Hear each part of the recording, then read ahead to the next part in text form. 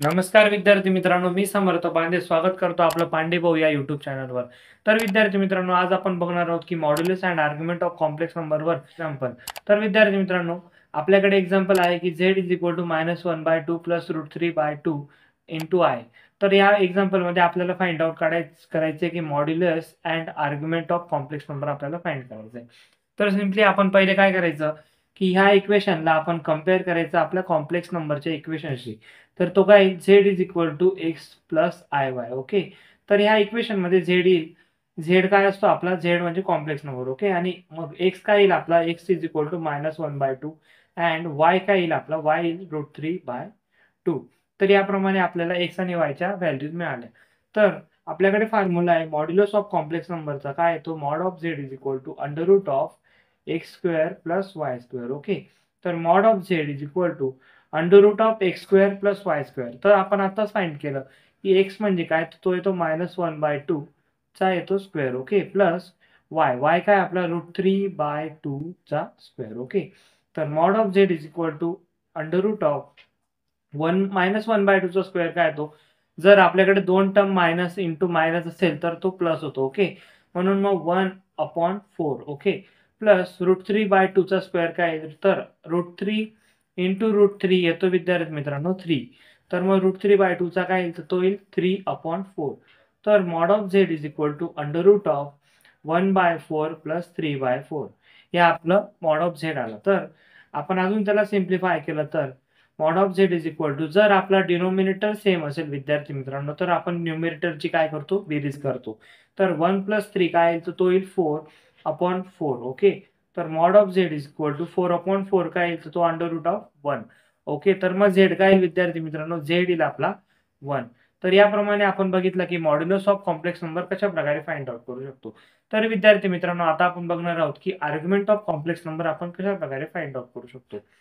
तर विद्यार्थी मित्रांनो, आपल्या ह्या इक्वेशनमध्ये एक्स आहे आपला निगेटिव्ह आणि वाय आपला पॉझिटिव्ह आहे. बरं, ओके, तर मग एक्स निगेटिव्ह आहे आणि वाय आपला पॉझिटिव्ह आहे. एक्स आपला निगेटिव्ह आहे आणि वाय आपला पॉझिटिव्ह आहे. ओके, तर मग एक्स आणि वाय हे सेकंड क्वाड्रंटमध्ये लाईज करतात. म्हणून मग आर्ग्युमेंट ऑफ झेड काय येईल, argument of Z means argument of complex number येईल, तो येईल विद्यार्थी मित्रांनो पाय मायनस अल्फा. ओके, तर हे आपल्याला सॉल्व्ह करण्याच्या आधी विद्यार्थी मित्रांनो, आपल्याला अल्फाची व्हॅल्यू फाइंड आउट करायची असते आणि अल्फाची व्हॅल्यू म्हणजे काय, alpha is equal to tan inverse mod of y upon x. Okay, alpha is equal to काय असतो विद्यार्थी मित्रांनो, tan inverse y mod of y upon x. तर alpha is equal to tan inverse y काय विद्यार्थी मित्रांनो आपल्याकडे, तो आहे √3/2 अपॉन एक्स काय आहे, तर तो -1/2. ओके, तर alpha is equal to tan inverse mod of √3/2 आणि -1/2. तर दोघांचा बेस सेम आहे विद्यार्थी मित्रांनो. तर म्हणून तो 2 आणि 2 कॅन्सल होऊन जाईल. मग काय उरेल आपल्याकडे √3/-1. तर alpha is equal to tan inverse. तर एक महत्त्वाची गोष्ट म्हणजे, जर विद्यार्थी मित्रांनो मॉडमध्ये -1 असेल, तर तो मॉडच्या बाहेर आल्यावर 1 होतो. तर मॉडमध्ये आपण कोणती संख्या जी असेल ती मायनसमध्ये असेल, तर ती मॉडच्या बाहेर गेली तर ती प्लसमध्ये होते. म्हणजे अल्फा इज इक्वल टू काय, टॅन इनव्हर्स √3 होईल. ओके, तर अल्फाची व्हॅल्यू आपल्याला मिळाली की alpha is equal to tan inverse √3. पण आपण ट्रिगोनोमेट्री टेबलमध्ये बघितलं विद्यार्थी मित्रांनो की टॅन इनव्हर्स √3 असेल तर त्याची व्हॅल्यू काय असते विद्यार्थी मित्रांनो, त्याची व्हॅल्यू असते π/3. ओके, तर आपण लिहू शकतो की alpha is equal to π/3. Then आपण आता आपल्या आर्ग्युमेंट ऑफ झेड कडे येऊ. तर आर्ग्युमेंट ऑफ झेड काय येईल, म्हणजे आर्ग्युमेंट ऑफ कॉम्प्लेक्स नंबर आपण बघितलं की पाय मायनस अल्फा.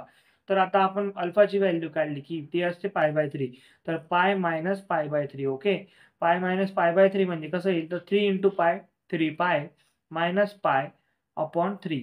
ओके, तर ती कशी येईल, 3 पाय मायनस पाय काय येईल, 2π/3. तर आर्ग्युमेंट ऑफ झेड काय येईल विद्यार्थी मित्रांनो, 2π/3.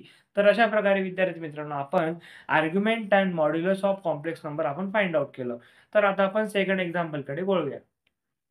इन सेकंड क्वेश्चन आपल्याला काय करायचं आहे विद्यार्थी मित्रांनो, की आपल्याला झेडची व्हॅल्यू जी आहे ती फाइंड आउट करायची आणि आपल्याला काय दिलेलं आहे, आर्ग्युमेंट ऑफ z-1 आणि आर्ग्युमेंट ऑफ z+1 दिलेलं आहे. ओके, तर आता आपण काय करायचं, की सिम्पली ज्या ठिकाणी आपल्याला z दिसतोय त्या ठिकाणी फक्त आपल्याला झेडचं व्हॅल्यू टाकायचं. म्हणजे काय, आपल्याला माहिती आहे की z is equal to x plus i y असतो. ओके, तर सिम्पली आपल्याला जिथं झेड दिसतोय तिथं आपल्याला झेडच्या व्हॅल्यू टाकायच्या आहे. तर फर्स्टमध्ये आपण बघूया की argument of z plus 1 is equal to π/6. Okay, तर आपण काय करायचं सिम्पली की आर्ग्युमेंट ऑफ झेडच्या जागेवर काय बोललो मी तुम्हाला x plus i y plus 1 as it is equal to π/6. Okay, तर काय करायचं की argument of z plus 1 means argument of x plus i y plus 1. तर आता आपण बघूया, जर आपल्याकडे x पण आपला पॉझिटिव्ह आहे आणि y पण आपला पॉझिटिव्ह आहे, तर आर्ग्युमेंट ऑफ झेड काय येतो विद्यार्थी मित्रांनो, तर तो येतो टॅन इनव्हर्स काय येतो y/x. ओके, तर टॅन इनव्हर्स y/x आला, तर यामध्ये काय आपण y म्हणू शकतो, y म्हणजे जी आय ला जॉईंट असते ती टर्म म्हणजे y. तर y is equal to y आणि x इक्वल टू काय येईल आपल्याकडे, x इज इक्वल टू येईल x plus 1. Okay, x plus 1. तर मग आता आपण बघूया की argument of z is equal to काय येतो आपल्याकडे टॅन इनव्हर्स y/x. ओके, तर याच्या जागेवर आपल्याला टॅन इनव्हर्स y/x टाकायचं आहे. तर टॅन इनव्हर्स y काय बोललो आपण, y is equal to y. Okay, आणि x च्या जागेवर टाकूतला आपण x plus 1 is equal to π/6. तर विद्यार्थी मित्रांनो tan inverse y/x plus 1 is equal to π/6 हे आपल्याकडे इक्वेशन आलं. तर सिम्पली ही आपली झाली LHS आणि ही झाली आपली RHS. ओके, तर आता आपण काय करायचं, y/x plus 1 is equal to tan of π/6. y/x plus 1 is equal to tan of π/6 काय असतो विद्यार्थी मित्रांनो, टॅन ऑफ π/6 असतो tan of π/6 is equal to 1/√3. Okay, तर y/x plus 1 is equal to 1/√3. तर मग काय विद्यार्थी मित्रांनो, √3y आपण जर क्रॉस मल्टिप्लिकेशन केलं तर √3y is equal to x plus 1. तर आपल्याला ही व्हॅल्यू मिळाली. तर आता आपण सिम्प्लिफिकेशन केलं तर x ला आपण LHS ला आणलं, x minus √3y is equal to -1. हे झालं आपलं विद्यार्थी मित्रांनो इक्वेशन फर्स्ट. तर आता आपण बघूया की आर्ग्युमेंट ऑफ झेड सेकंड आपल्याला दिलेलं आहे की argument of z -1 is equal to 2π/3. Okay, तर मी तुम्हाला बोललो की आपण झेडच्या जागेवर सिम्पली आपल्याला x प्लस आय वाय टाकायचं आहे. तर argument of x plus i y -1 is equal to 2π/3. Okay, तर आपण बघितलं की आर्ग्युमेंट ऑफ झेड काय होता, तो होता टॅन इनव्हर्स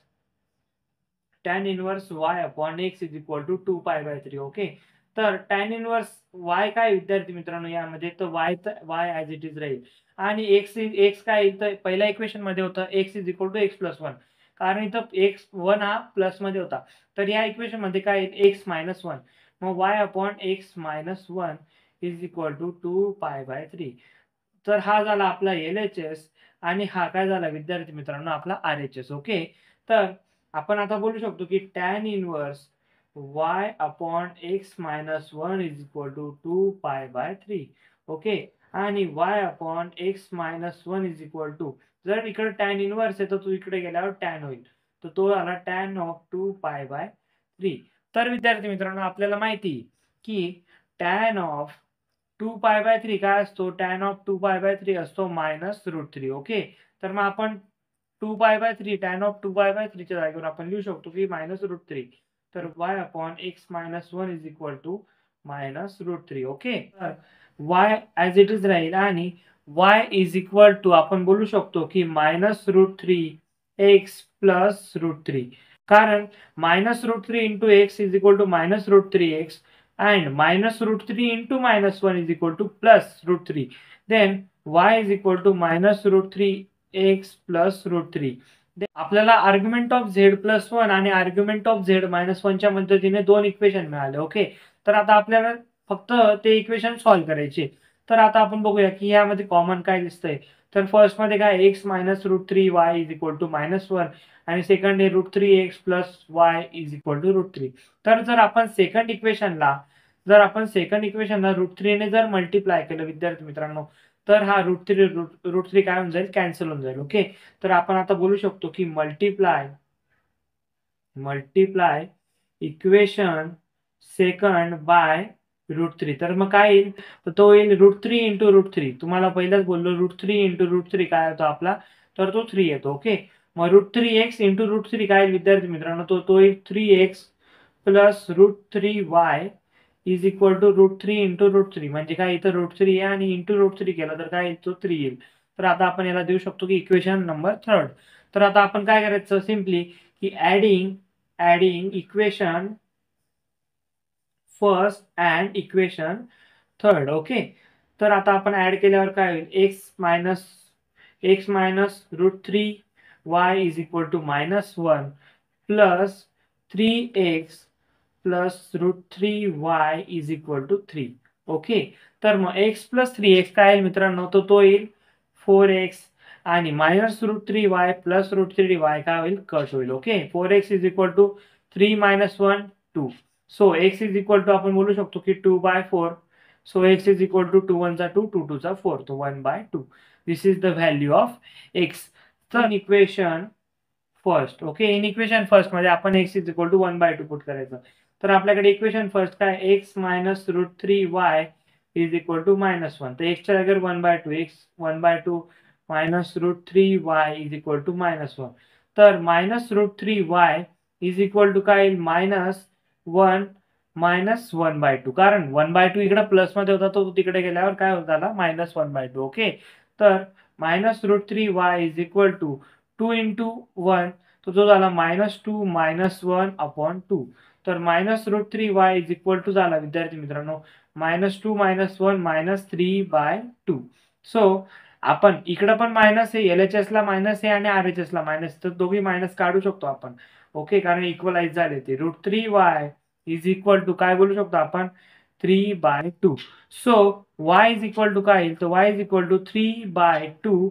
जो आपला y ला √3 हा जो होता मल्टिप्लाय आला, तो खाली आल्यावर तो झाला डिवाइडला. Okay, y is equal to, आपण जर √3 इंटू √3 ला जर आपण 3 लिहू शकतो, तर आपण 3 ला पण √3 इंटू √3 लिहू शकतो. ओके, तर आपण 3 ला लिहूया √3 into √3. Okay, upon 2 into √3. Okay, तर y काय आला आपला, y इज इक्वल टू खालचा √3 आणि वरचा √3 दोघी गेले, तर y is equal to √3/2. So आपल्याकडे y आला √3/2 आणि x होता आपल्याकडे 1/2.